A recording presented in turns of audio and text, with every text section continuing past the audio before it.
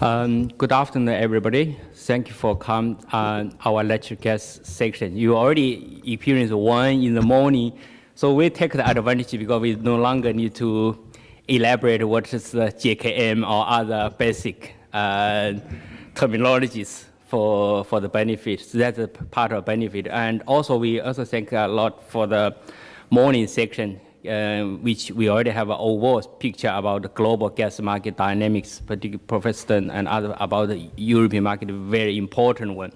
And for the afternoon that we will zoom to East Asia. And later I will just briefly go through why we focus on that, but I think for all those people working on the gas sector understand the importance of East Asia in terms of current LNG market and the future dynamics. My name is Xunpeng Shi or Shi Xunpeng. It's a Chinese name, depending on how you put the surnames. I'm currently the Principal Research Fellow and Australia-China Relations Institute at University of Technology, Sydney. Meanwhile, I also have an adjunct position with Energy Study Institute as currently leading the natural gas program in ESI and US. So I'm part of the host. And for today, we will talking about East Asia. As I promised that this is a few things to show you why we're talking. On the top is actually the future outlook for Asia-Pacific gas in the world. The overall trend that the Asia-Pacific, definitely include East Asia, will be more important, have a bigger share in the global gas demand. And at the bottom of the left, actually, is it work? Oh yeah, here it shows that in 2005, the global trade of LNG. As you can see that China, Japan, Korea, along three countries have 56% of global trading gas. This is accounted for the decline share of gas. At the morning already here, actually, there are new LNG importers come to the market. So even this still 56, and even after 2035, still 43. If we add the fourth largest when the Chinese Taipei or Taiwan, actually you will have a much more significant. The share was actually 70%, but now reduced 60%. This actually shows why the region is important, the issue we are looking at. On the other hand, we have a lot of issues faced by these regions. The first is demand issue. One, obviously, is Japanese demand. Japanese, for reference, is the largest LNG importer in the world so far, and probably in the next decade or so still will be the largest importer. And after the Fukushima accident, all the nuclear power plant was suspended, and now 2 will start, and still 50 more are standby. So there's kind of uncertainty here. I think yesterday during the keynote session, we also discussed that issue. That's one. And second, at Japan, in Korea, also the second largest LNG importer, they prepare kind of energy mix target for 2030. And for Chinese, uncertainty is even more significant because it's a growing importer of LNG and also significant gas pipeline gas. Uncertainty is the economic growth, also environmental issue, and share gas on indigenous supply. Meanwhile, we also hear a lot talking about East Asia now look at change in the business model, particularly East Asia look at more flexible gas trading, including LNG and the pipeline, but primarily people focus on LNG trading. And later I will just explain. And also own dynamics happen. Both China and Japan already very, very clearly show the political commitment for liberalized domestic gas market.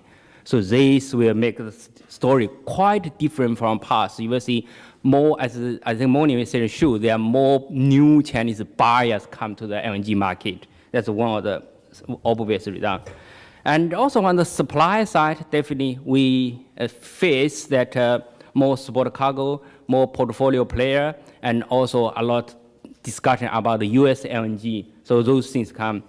And this case actually, I have a feeling that for China, could be future like Europe become the major competition ground for pipeline gas and LNG. As Professor Stern mentioned in the morning, it's not a US LNG, it's LNG and pipeline gas. So that could become If currently it's not that significant because China is still growing demand, but in case the next 20 years, if there is a significant demand from both pipeline and LNG, and there is a mature demand, so this could be the, I would say, the battleground like the European will face or is facing. Also, there is a challenge in supply side, and Qatar, I think a lot of drama is happening now, and Australia, which I will show you last slides, that also face actually major domestic political debate. On the, for your reference, Australia will soon be the world's largest LNG exporter before it will be took over by the US. So here actually is about demand uncertainty. Here we used to do a simulation. We just show that even 10% higher demand in China will cause a significant price change to the global major benchmark price. So imagine that why the issue is important. You don't need to read all the details, just realize that there is even small change in China alone will cause global price significant variance. And then another issue is about gas pricing. Here, this is actually more or less my favorite picture is that always shows that the three major gas markets in the world have quite different price mechanism. From North America is the free market, gas on gas competition. East market is oil indexation, and European is the transition. So those things actually link to East Asia looking for more flexible contracted terms also will definitely make sense significant. When we actually, and Harry and we do some simulation to show that what is the impact of this oil indexation. The particular example shown here is that if there is a very persistent low oil price, say $30 for the next 20 years, whatever happened, we find that actually because of the oil indexation, unexpectedly, the demand didn't go very much. Why? Because the supply is discouraged. Because the exogenous set price. The price of the gas, if the oil index set by the oil price. So you don't have much actually producers, supply. Then it's a gap come out. It's actually a lot. That's one issue show actually why the oil indexation is a matter. Oh, sorry. Something. Sorry. I pushed the wrong button.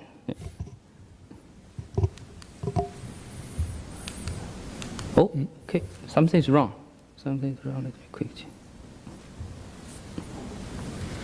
Okay, I don't use this.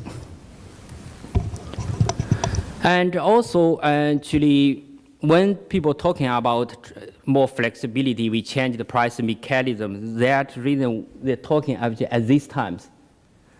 Asia pays substantial higher price.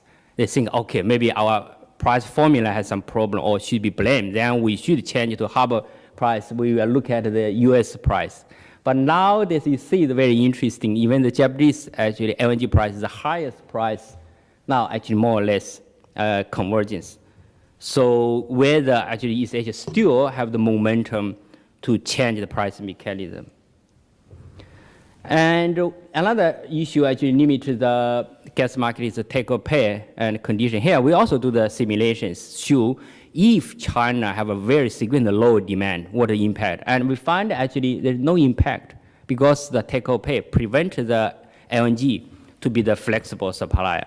But pipeline gas from Central Asia victimized because the take-or-pay level is 75. So they actually first cut the pipeline rather LNG become the supplier to China. But once we remove a take-or-pay, there is a significant reaction from the LNG market. And another issue I think is a hot topic is about gas trading hubs. If we change the gas on gas competition, where the gas will come from, where the benchmark come from, you often hear Shanghai hub, Singapore hub, and Tokyo. And we also actually did some simulation. If there is a harbor price, what is the impact? And the conclusion is very significant. There is a change of a supplier source among different countries, and also there is a price unit will be beneficial and lower than the current price mechanisms.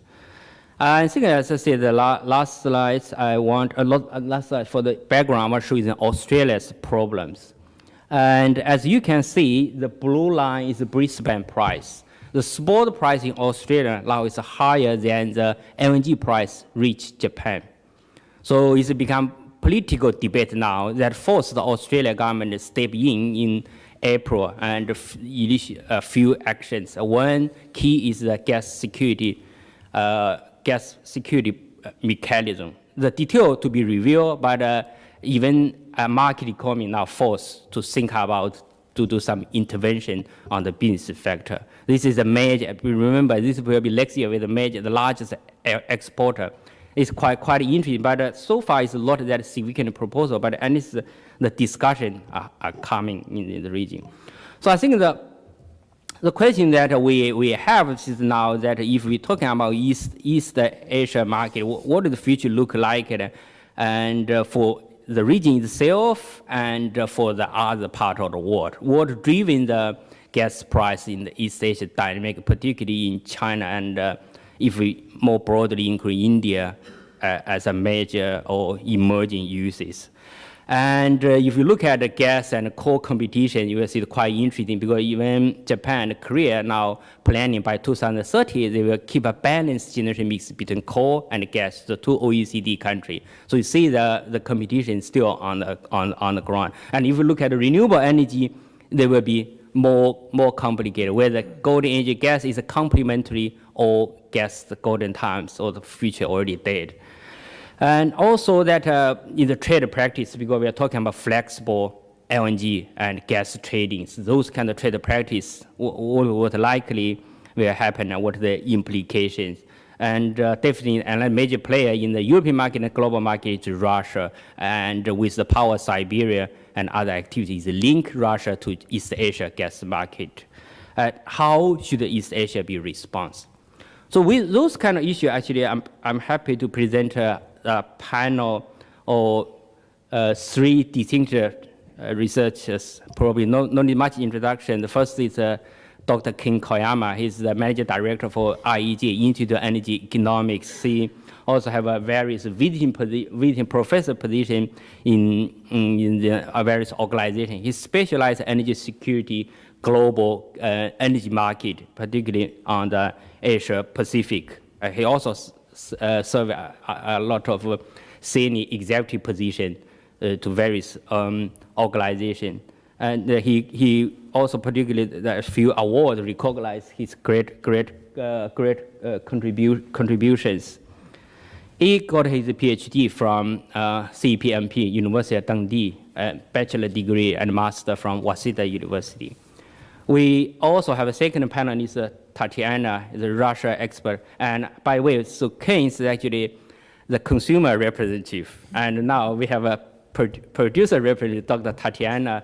Until recently, she was the head of oil, gas, and the Russia Academic Science Energy Research Institute. Now she's a director for Energy Center and School of Business School, very important. She also have a various affiliation with like Off Institute and also Columbia University. But she's still now the scientific advisor to the EI and the RAS. She has 20 years experience and very productive, more than 120 papers and 4 books. She was graduate from Moscow State University for PhD. And last but not least, we have, you can imagine the third representative from business sector. From both supply and the demand, we have Dr. Andrew Seck.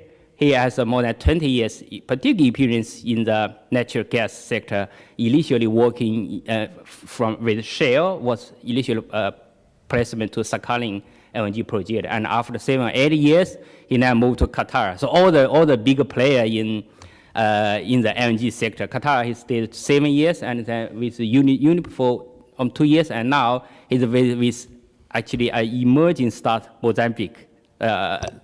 Emerging country, very interesting. He also graduated from CPMP Dundee as a PhD of economics. So 3 of us from Dundee alum, and with Professor Stern, the professor there. So we should attribute a great contribution to Dundee to provide research people work on this area. And with this introduction, I will not show detail here. And with this, I invite Dr. Ken Koyama to give a presentation on East Asia gas market.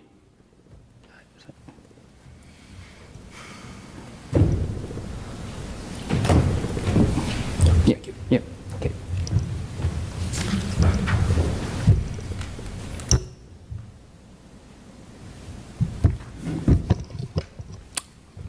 Thank you very much, Dr. C, for your kind introduction.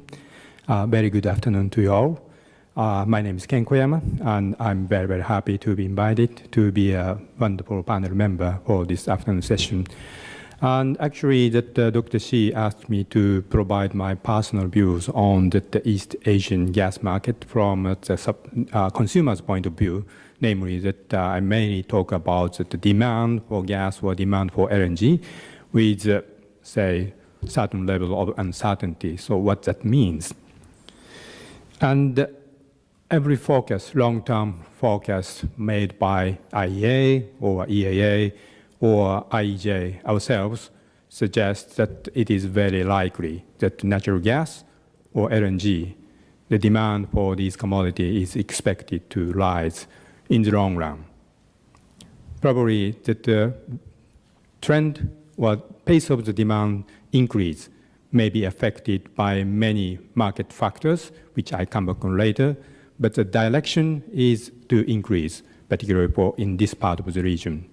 As you can see from the IEEJ's analysis that published last year, that the majority of the demand increase is coming from Asia, which is shown in the red bar.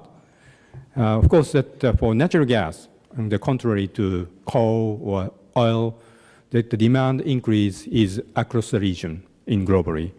We will see some increase in North America and Europe and other developing regions, but it is Asia, and particularly East Asia, is the center of the demand growth for the years to come.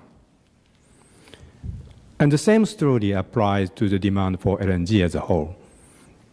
This chart also comes from the IEEJ's outlook, where you can see that the LNG demand in Asia is expected to rise by 2.2-fold up to 2040. Of course, again, that as a region will see that the substantial demand increase in LNG, but it is Asia that drives the demand growth for this commodity.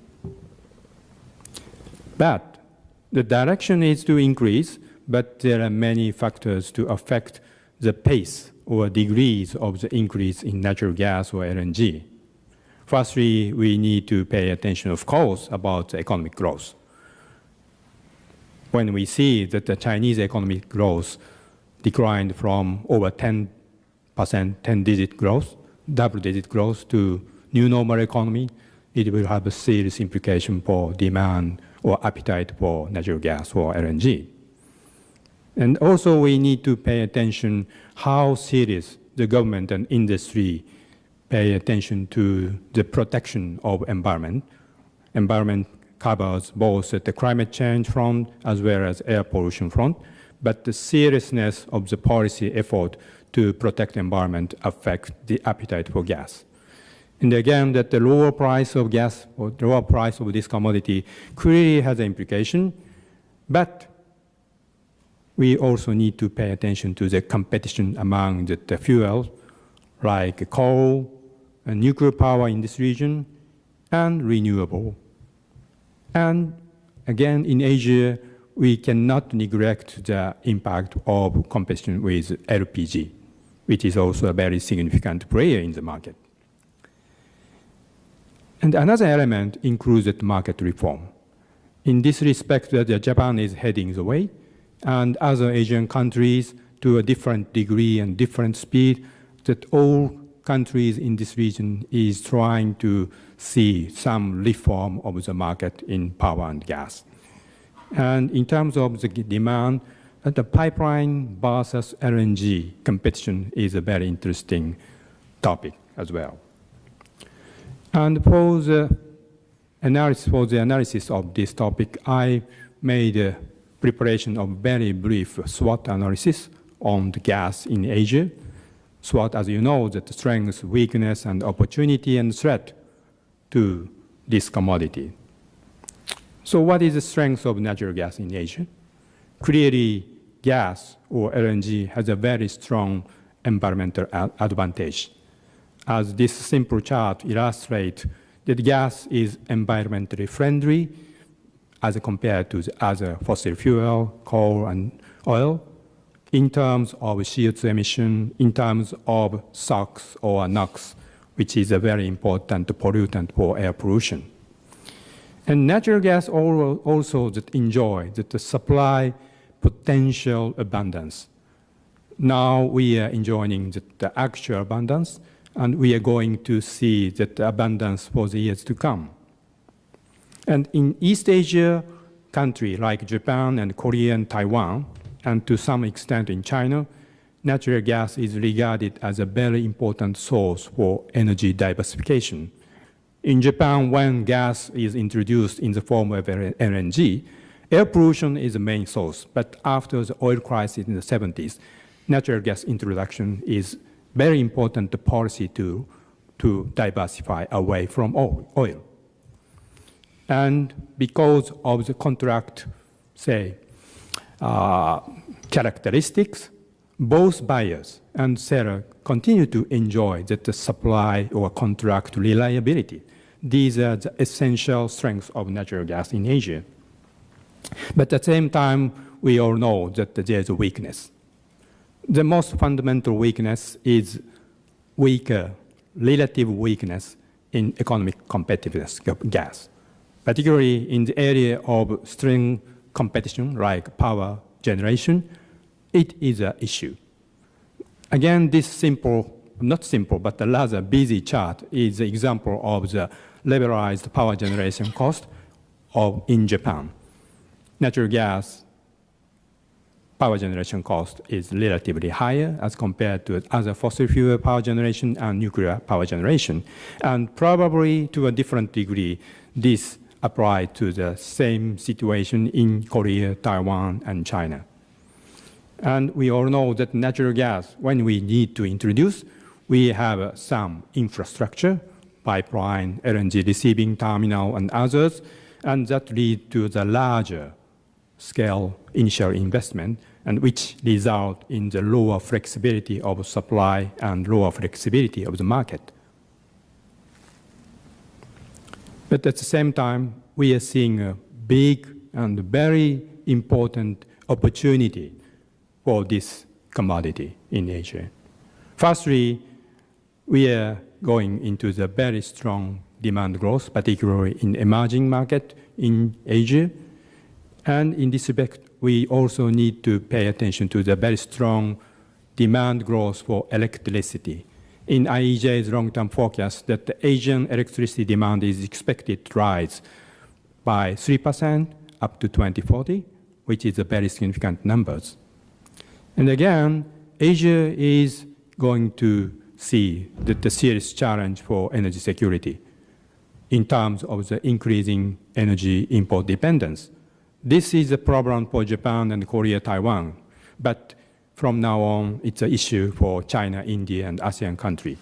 And climate change and air pollution, this is also the imminent issue. In particular, air pollution is a very, very critical problem, political problem or social problem, which all the leaders in this region have to address immediately. That will lead to the big opportunity for gas in Asia. But threat for natural gas is also very important. Firstly, the coal is so abundant and lower priced in this region. Although the gas price in this region declined significantly, still the economic competitiveness of coal is very superior. Particularly, there is no effective CO2 pricing in this region.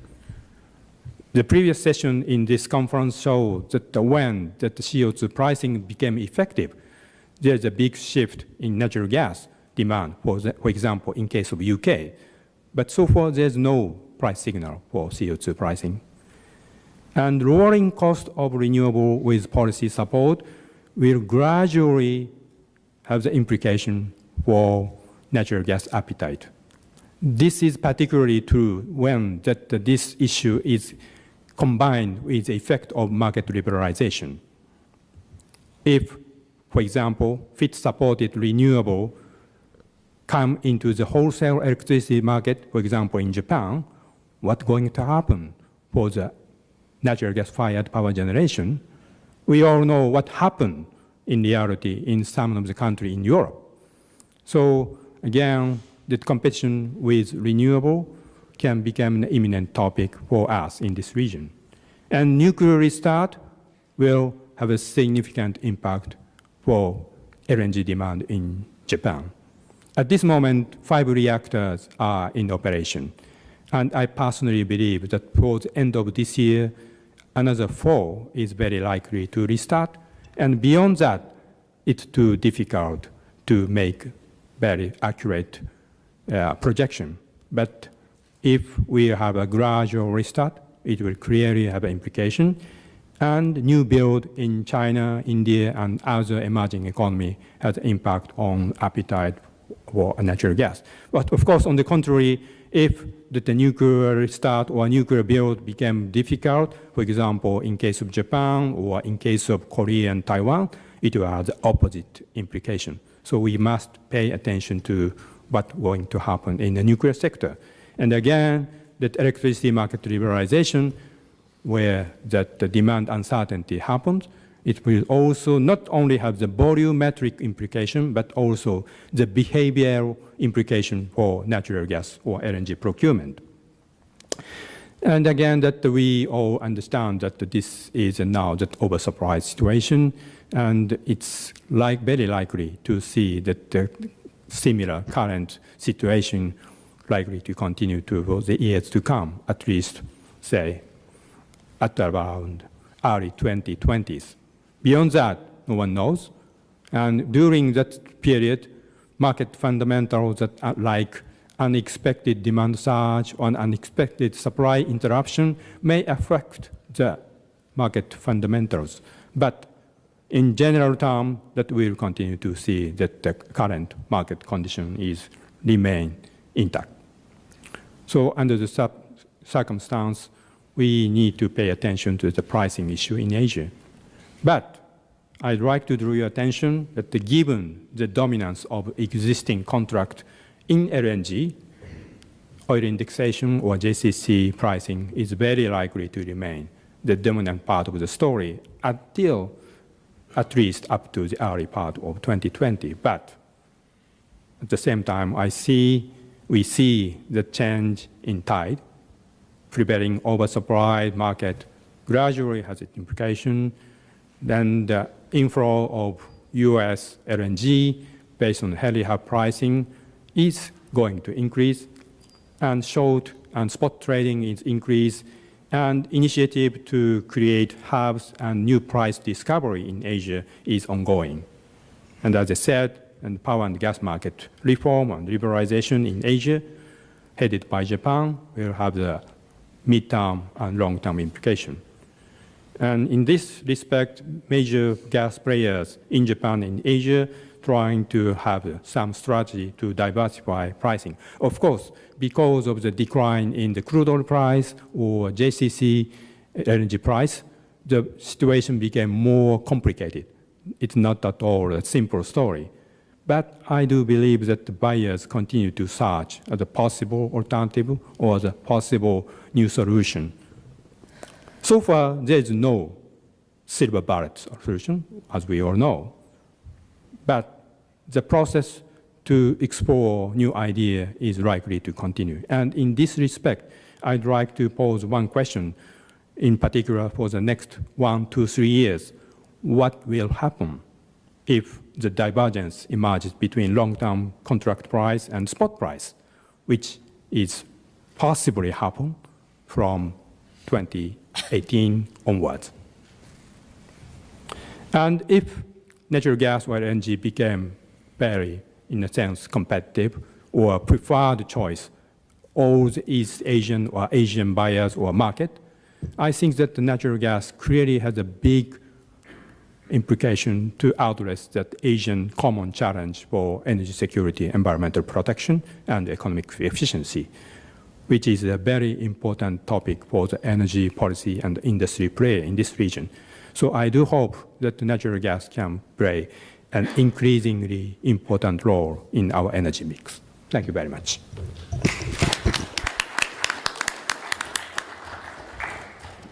Yeah, thanks, Ken.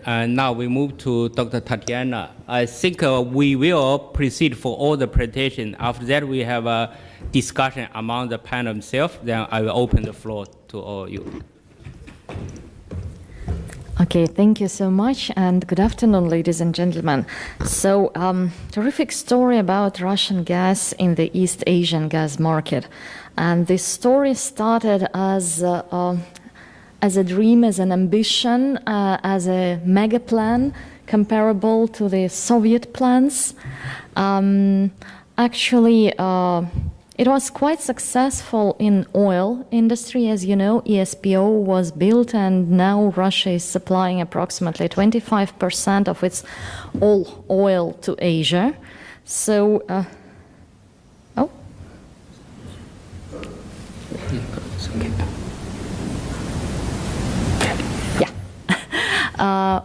So the idea was actually to replicate this success in gas as well, which seemed to be quite logical. And just 3 years ago, in 2014, in May, this mega contract between Gazprom and China was signed on Power of Siberia, which was regarded as the first step of this pivot to Asia, the first sign of this successful diversification strategy, and there were lots of aspirations and hopes by that time. There were even some statements from the Russian officials saying that, yeah, well, Europe is still important, but our main target is Asia, and our main efforts will be focused in Asia. But then, step by step, these emotion, these aspirations, they were actually going down, because nothing was happening, and even with this contract, everything turned out to be far less attractive. So first of all, when the oil prices dropped, this contract, which is linked to oil, became actually quite unattractive for the Russian producer, for Gazprom, because, well, nobody knows, of course, for sure the exact price formula. It is never disclosed, but as far as we can understand from some statements, again, from the Gazprom representatives, it was more or less breaking even at $90-100 per barrel. So now with $50 per barrel, it is really quite a challenging exercise.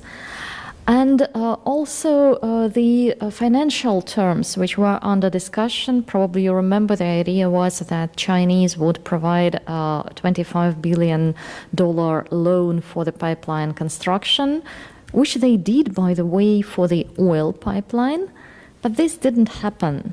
So Gazprom is financing the whole pipeline on its own. And then by the time of signing the contract, there was also an idea that it is just the first step, and then right after the signature, we will start negotiating another project, Altai, which will double these capacities. But Chinese side made it very, very clear that they are not very much in a hurry with this project. Moreover, they are not actually interested in this project at all if they are not provided equity share in the upstream and opportunity to participate in the pipeline construction itself by supplying pipes and engaging Chinese workers, which was absolutely unacceptable for Gazprom, by the way. So, and then, of course, sanctions. Sanctions is an important factor for all the LNG projects on the table. So they are not in the sanction list, just to make it clear. LNG technologies, they are not anyhow limited, but the sanctions created a huge gray zone when equipment suppliers and all the subcontractors feel actually very unsafe because they don't know if the sanctions will be expanded, probably LNG will be on this list as well. And so this uncertainty makes them trying to renegotiate the terms, trying to secure higher rewards, and some of them were even trying to break the contracts. Of course, not speaking about financial sanctions, which made any financing of any project extremely difficult. So at the end of the day, if you look at this graph, you can see that, yeah, there is some, what did I do? There is some diversification. So this this orange part, this is gas, pipeline gas export to Asia. And this blue part, this is LNG exports, of which like half is expected also to go to Asia. So there is some diversification, obviously, but it is, of course, very far away from those plans which Russian authorities had just a few years ago. And I would say there is an overall feeling of disappointment that, yeah, probably something went wrong and probably it's not such an easy story as everybody thought. Moreover, it is becoming extremely complicated, and I'm using here a very nice map from the Oxford Institute of Energy Studies showing all this variety of different projects and proposals. And I would say they are multiplying. So every half a year you get another message about the new idea to build pipeline from Sakhalin to China, from Sakhalin to Japan, from Sakhalin to Korea, to turn supplies from power of Siberia to Vladivostok, to expand Altai, to build. I mean, it is an endless story. Though, to be frank, the main constraint in the region is actually lack of gas. So Russia is very rich in terms of gas resources. It is like among the biggest resource holders. But in eastern Siberia and in the Far East, these are resources mainly, not reserves, not proven reserves, which are prepared for production. So everybody knows that there is plenty of gas somewhere around Sakhalin, but they are not proven. The proven reserves are very limited, and there is actually a big battle about the way how to monetize them. So you can either send these gas in Sakhalin for the liquefaction plant, either Sakhalin 2 third train, or how do they call it, Far East LNG by Rosneft, like one train, or by pipeline to Japan, or by pipeline to China. You cannot do it simultaneously because there is simply not enough gas for that. The same with the pipeline gas from eastern Siberia, from Yakutia, if we are talking about Chiyanda or Kavykta. Again, you have very limited amount of gas, and these are greenfields, very complicated, far more expensive than in western Siberia, which are yet to be developed, and nobody can swear that they will be developed in time. Once again, they are very complicated. It's not an easy stuff from Nadim Portas area here. There are liquids, there is oil, and much more sophisticated geology, plus helium, which has to be extracted by law, which is making the whole story extremely difficult technologically. So, and, you know, if you look at this map and if you read all this news, step by step, you get very confused. You start to miss what is the strategy, what Russia wants to do. The same feeling, I would say, people have in Europe when they are looking at Nord Stream, South Stream, Turkish Stream. What is the plan? Where are you going? What do you want to do?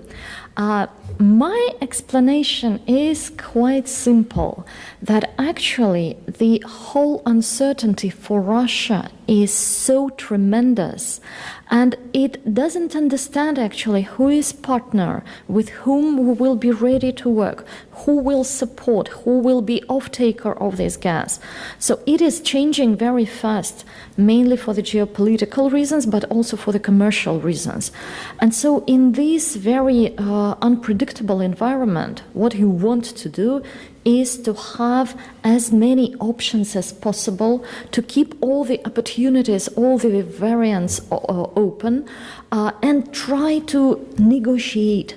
So what Russia is doing, actually, the strategy is to negotiate with everybody, trying to obtain the best conditions possible, saying to the counterparty, if you don't want to take this gas, okay, I will sell it to China, or I will sell it to Japan, or I will send it westwards, or whatever. So it's a little bit of a bazaar, yeah. But I mean, otherwise, if you put all eggs in one basket, this is just unacceptably high risk. So it is not the sign of stupidity or lack of the vision. It is lack of the vision because the environment is absolutely unpredictable. And here you can see the pipelines, here you can see LNG projects, and as I said, with LNG projects, right after the sanctions were imposed, it became so complicated that actually I have really big doubts that anything except Novatek's Yamal LNG will happen before 2025. And as you see, actually this story about sanctions is expanding. This bill, which was accepted by the Congress but not yet approved by the House and by the US President. But anyway, it is already a very strong sign and a very strong threat that any infrastructure projects, pipeline or LNG, could be completely banned. So then, I mean, what strategy can you have in this environment is really challenging. But even if we assume that, okay, all the geopolitical mess is solved somehow and we are living in a politically perfect world, then there is also economics. And economics are terrible and absolutely misleading. Because you remember those figures of Chinese gas demand growth previous 5-7 years. Double digit, yeah. So the expectations were huge. What is happening now? We can see very clear sign, and Russia in particular, from Chinese saying that, you know, we are not quite sure where our demand will be, and there is plenty of gas on the market, so we want to regard all the options and choose the most appropriate. And there is Central Asian gas, and there is a lot of LNG on the market. So, and we are investing also hard in domestic gas production, both conventional and unconventional. So China is actually not sure how much Russian gas it needs. And everything that we can see, so they are of course negotiating, visiting each other, signing another dozen of memorandums of intentions on probably developing some joint projects someday. But it is not like the real contract. It looks like China also wants to keep Russian gas as an open option. So if it will be demanded, fine. It is always there and it can be utilized in a quite fast way. But basically, with the contract signed for the power of Siberia, you see these dotted lines, until 2025, Chinese gas demand is already covered. There is no market niche. There is no additional place for gas. And even if there would be this place, like in 2030, for example, I have strong doubts that China will be ready to completely rely on Russia to cover this appearing gap. As we can see, China is very smart in building diversified portfolio, so most likely it will try to diversify again. And therefore, actually, the market for Russia is very limited.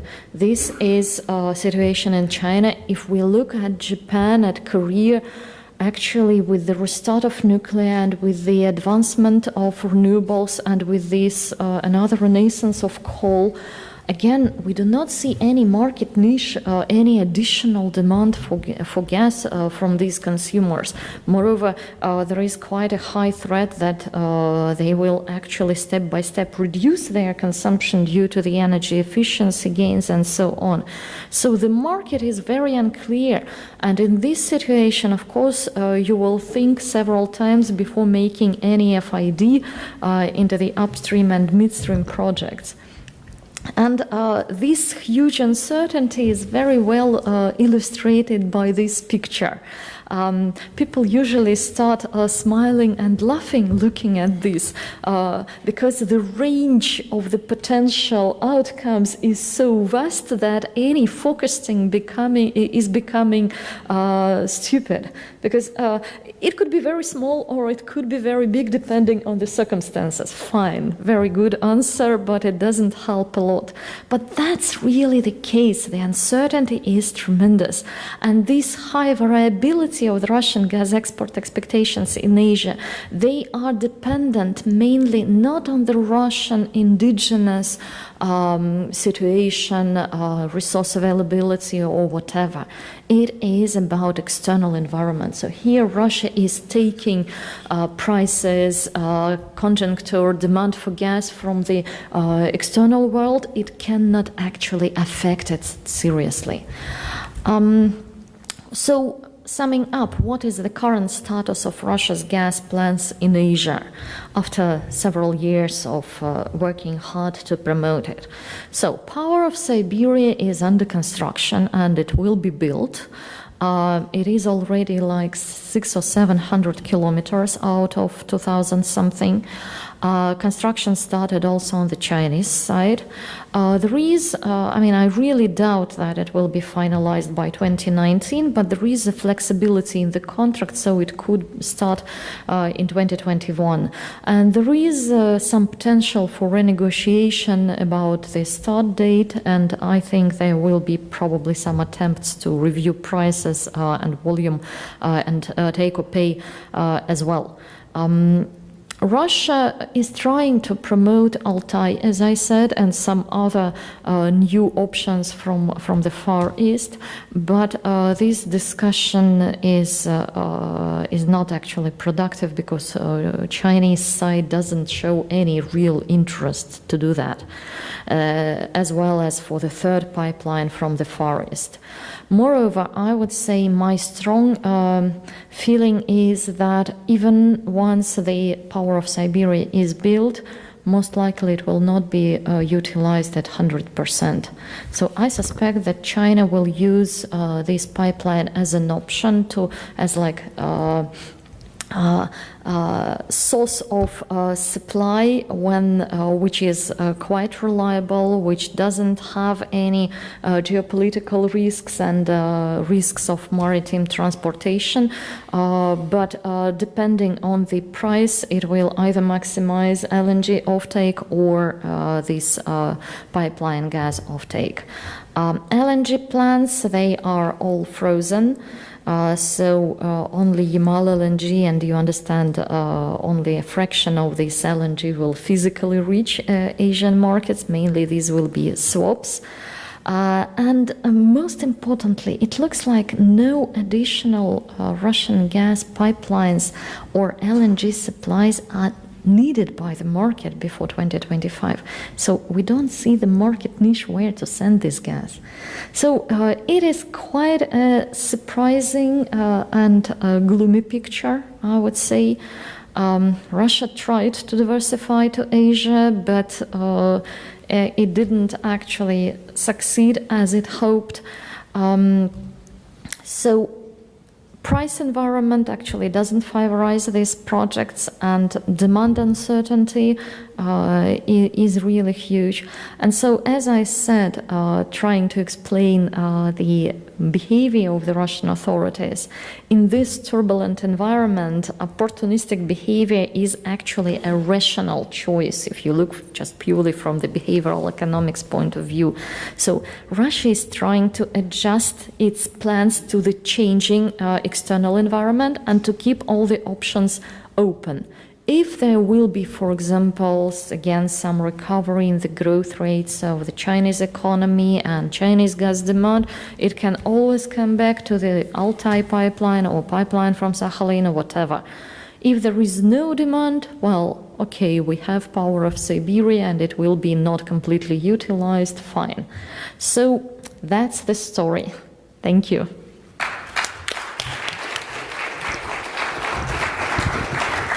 Yeah, now, Andrew, thank you.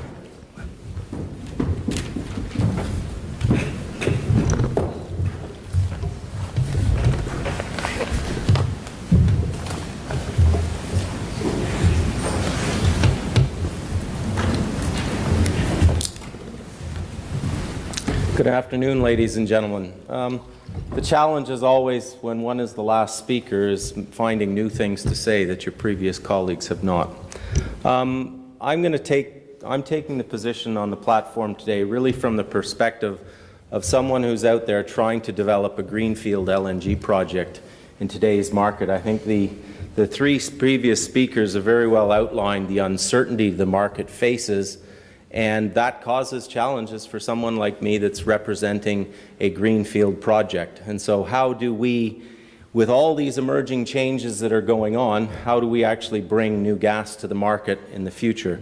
So the slides that I'm going to show you sort of set the context for how I see the industry evolving, and then explain to you what I think it means for Mozambique LNG, which is the project that I'm currently representing. Taking an FID on an LNG project has never been easy. You know, the size of the capital investment in a frontier region has always caused project developers and host governments a lot of challenge. But projects typically happened when buyer and seller had a common view of the future. There was almost a routine in the past when the industry was much smaller number of players in it. You go through a routine with certain key big utility companies, and they would eventually allow you to have a contract in their particular market, and that would underwrite the project. But that's because they either were in protected markets or the buyer and seller had a common view of what the energy future looked like.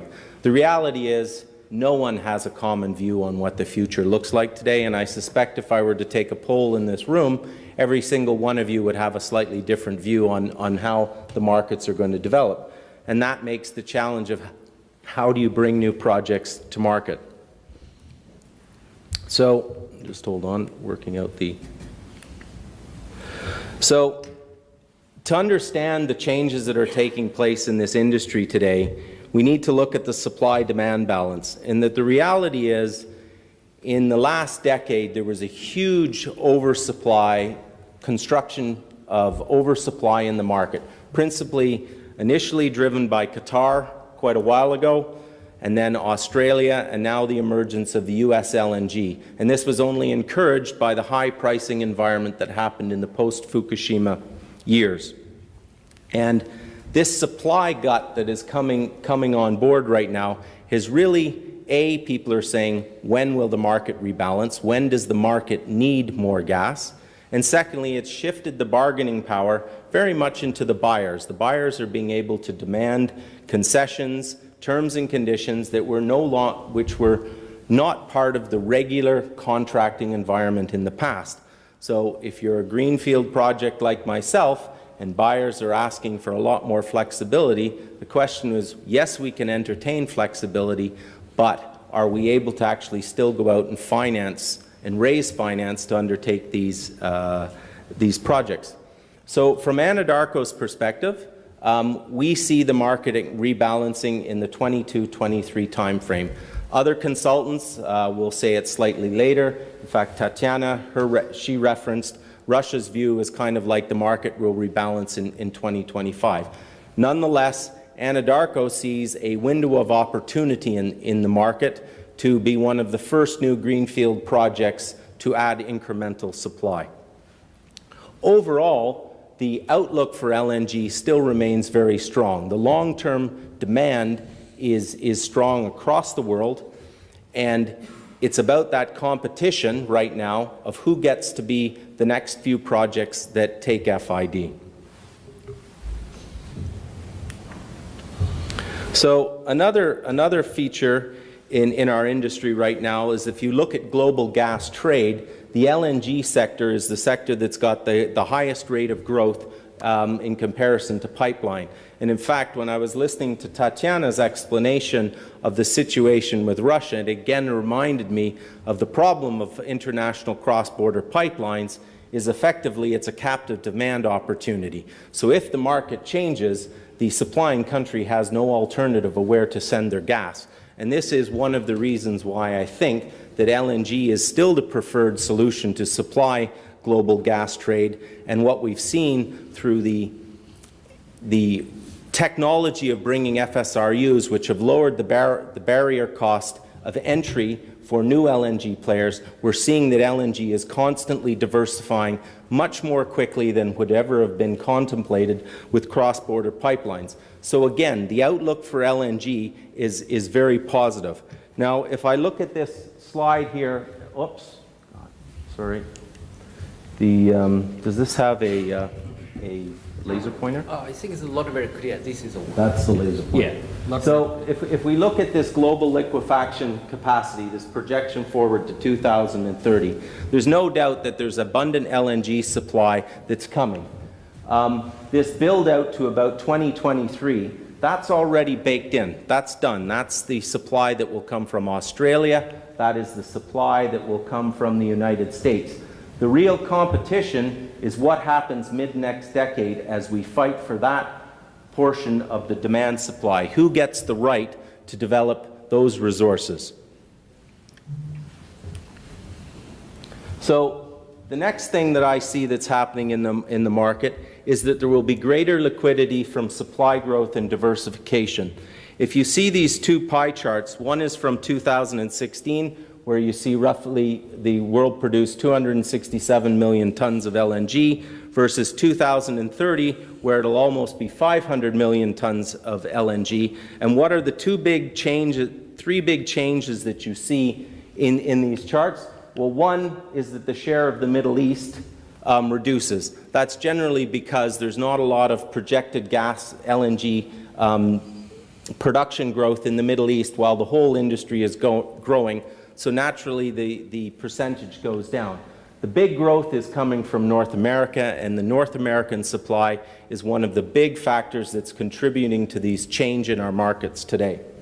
And then we also see that East Coast Africa will emerge as a major new supplying basin for the global LNG market. And the fact that I joined Anadako 7 months ago on this project is because I believe that East Coast Africa is the next wave of LNG. But having said that, East Coast Africa, if it's going to happen, has to compete along with existing supply. It must compete against cost, from a cost perspective, and it's not an easy environment to be bringing these projects forward.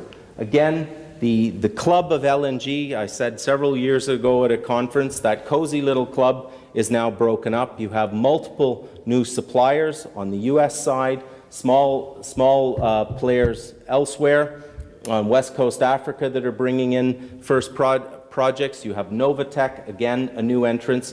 So the market is actually fracturing, which makes it even harder when you're trying to bring on what I would say is a big traditional greenfield project.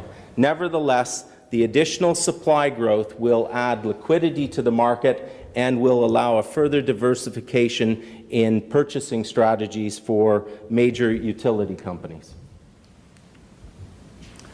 Another big change that we see in the market is that the traditional markets of Japan, Korea, Taiwan that have underwritten all the LNG projects in the past, that's not actually where the major growth is. There is still growth in these markets. There's contracts which need to be replaced, but the fundamental growth is coming from the emerging markets, where we'll see their share expand to about 50% of demand from about 29% in 2015. And within these emerging markets, we see a proliferation of new buyers.